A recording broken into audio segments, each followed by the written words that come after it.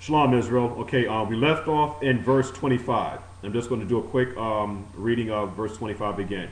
But the men would not hearken unto him, so the men took his concubine. This concubine, this woman here, is representing the nation of Israel. Okay, you can read it literally. There's no problem. All right, but this woman here is representing the nation of Israel.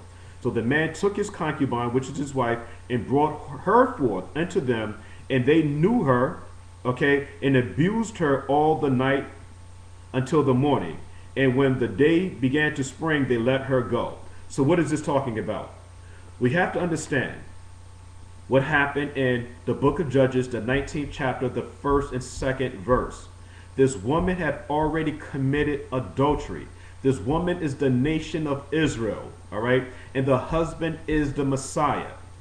So this is what's going on here. If you want to be a whore, I'm going to treat you like a whore.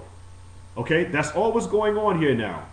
Because remember, when a woman breaks wedlock, okay, and she goes out and she commits adultery or whoredom, the penalty is death. And so let's bring this out of scripture. I'm going to go to Exodus, the 16th chapter. So that way there'll be no mistake about what's going on here. Ezekiel, the 16th chapter, and I'm going to read, I'm going to start with verse 25. This is talking about Israel here. Thou hast built thy high place at every head of the way. Okay, this is the crime against the nation of Israel. And has made thy beauty to be hated, and has opened thy feet to every one that passeth by, and multiplied thy whoredoms. Multiply thy whoredoms. You can look at this literally and physically. All right? Because this is what a whore does. She opens her legs to every single man she comes across. And that's what the nation of Israel did by following the other nations. Okay? Because our responsibility was to be the image of the Father in the world so that the other nations would see that surely that this is a Quadash or Quadesh people. All right? A holy people. But we didn't do that. We went behind and followed the other nations in their idolatry. Now, verse 26, it says, thou hast also, okay, which means more. We have also committed fornication with the Egyptians. Thy neighbors great of flesh, and have increased thy whoredoms, to provoke me to anger. So we see what's happening now when you go to the book of Judges, the 19th chapter. This has been going on for a very long time. As soon as we, the nation of Israel, came out of Egypt, all of those miracles that was performed, Moshe goes up to the top of the mount. Moses, get down to those people because I'm about to destroy them. What happened? As soon, okay, as the Most High turns his back, the woman commits adultery by building this golden calf. That's adultery. The penalty is death. That is that's a serious charge. Now, back to verse 27. Behold, therefore I have stretched out my hand over thee, and have diminished thine ordinary food, and delivered thee into the will of them that hate thee. I'm going to read it again. And have diminished thine ordinary food, and delivered thee, the woman was delivered in Judges the 19th chapter, unto the will of them, those strangers, in Judges the 19th chapter, that hate thee. Okay, so again, if you want to be a whore, you want to trust in your oppressors, okay, fine. That's what's going to happen now is that. Okay, and I'm going to prove to you that they don't love you.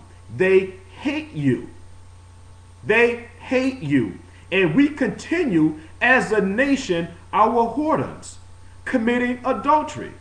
And again, you can read it literally. There's no problem. This is happening on on the spiritual terrain, it is happening on the physical terrain.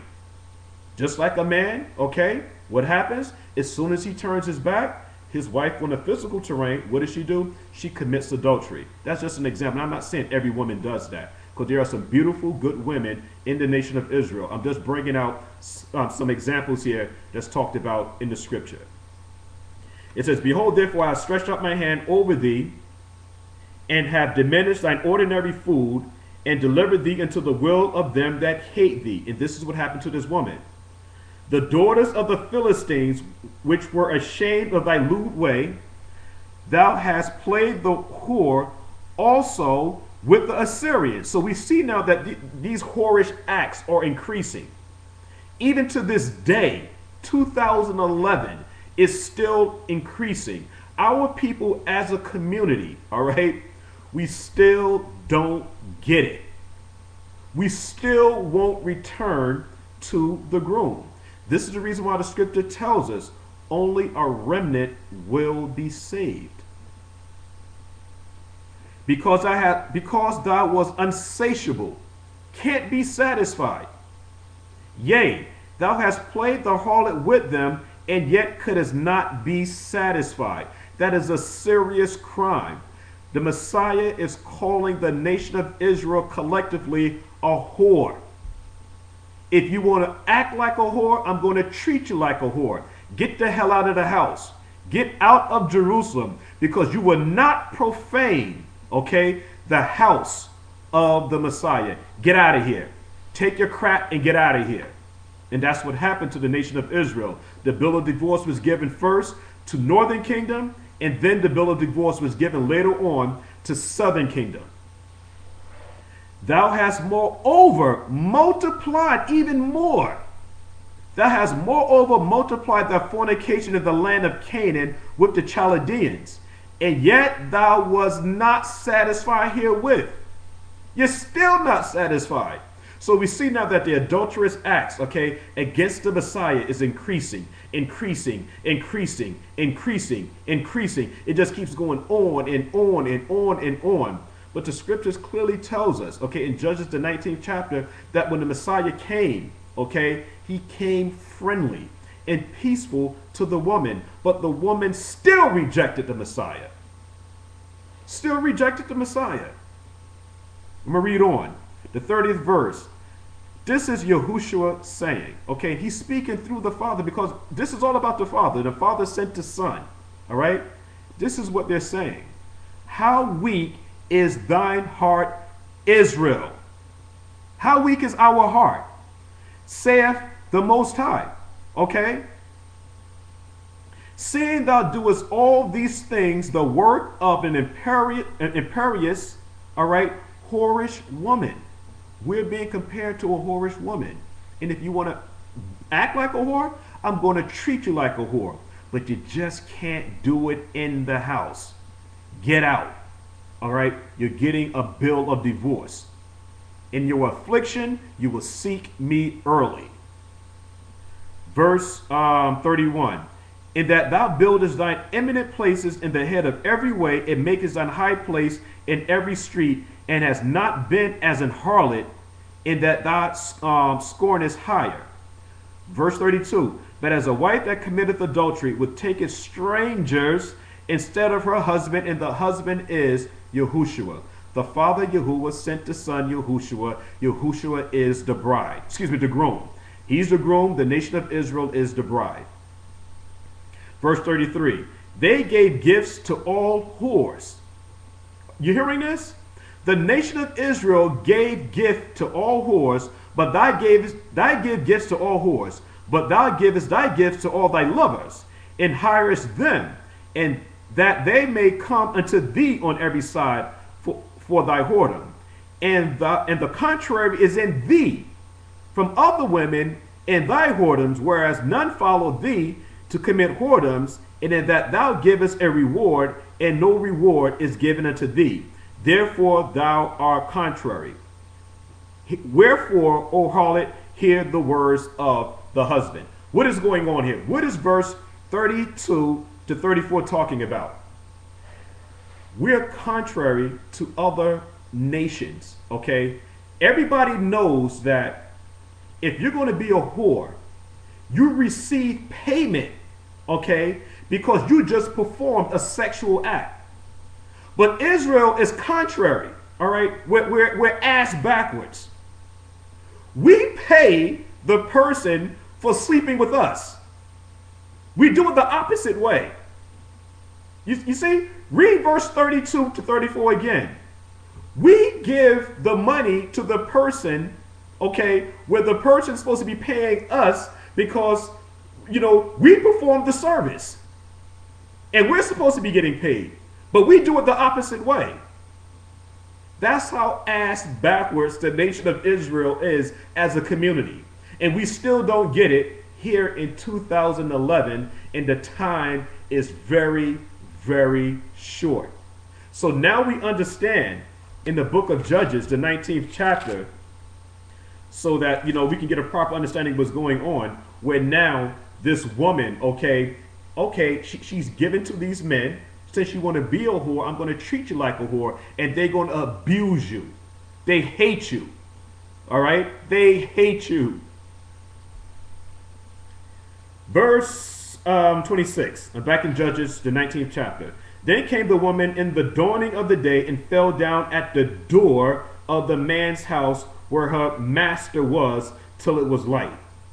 That's very, very important. Okay, now the woman, okay, she's now at the house.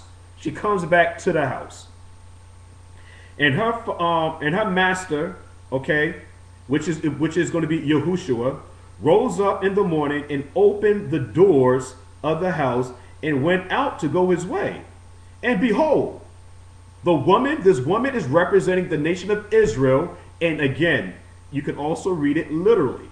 Now, this woman, the nation of Israel, his wife, was fallen at the door of the house, and her hands were upon the threshold. The threshold is very, very important. That's the title of this show. The blood of Yahushua. The blood of Yahushua, we talk about the covenant of the threshold. Because what we have to understand, it's going to be the groom, okay, that's going to take the bride, okay, over the threshold into the house, bringing her back into covenant relationship with the Father and the Son. That's the purpose of the groom. And so we see here now that the woman's hands is upon the threshold. To get a clear understanding what this means now, all right, because in so-called Middle Eastern countries, right, this is an act of mercy. This woman here is asking, begging, pleading for mercy. This is the reason why it's so important for us to understand that we have a culture, an identity, and we have a language. And the more we gravitate towards the Father and the Son, we should begin to realize this. This is the reason why I'm such a strong advocate in making sure that I understand the scriptures from a Hebraic perspective. It's very, very important, because we've been taught for so long to look at the scriptures from a Greco-Roman, Roman Catholic, Christian perspective. And we're going to always miss the point if we look at it from that perspective.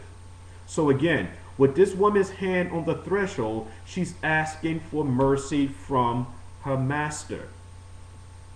Verse 28, and he said unto her, get your ass up. In layman's terms, because this woman is a whore. Get up and let us be going. He showed the woman no mercy. He didn't bring the woman into the house. This woman is going to suffer, okay, a serious penalty. Get up and let us be going. But none answered the man. Then the man took her upon an ass. The man rose up and got him into his place. Remember, he didn't bring the woman into the house. He didn't cross the threshold with the woman. The woman was asking for mercy, and the man showed her no mercy. Verse 29, and when he was coming to his house, he took a knife and laid hold on his wife and divided her together with her bones into 12 pieces and sent her into all the coasts of Israel. So now you should see what I'm talking about here. This was alluding to something bigger. This woman was punished, okay, And this woman was cut into pieces and she was scattered abroad. Okay? Scattered abroad. That's the penalty for adultery. You get kicked out of the house and you're scattered abroad. But she was scattered into all the coasts of Israel because this is supposed to be a sign for the nation of Israel. Verse 30.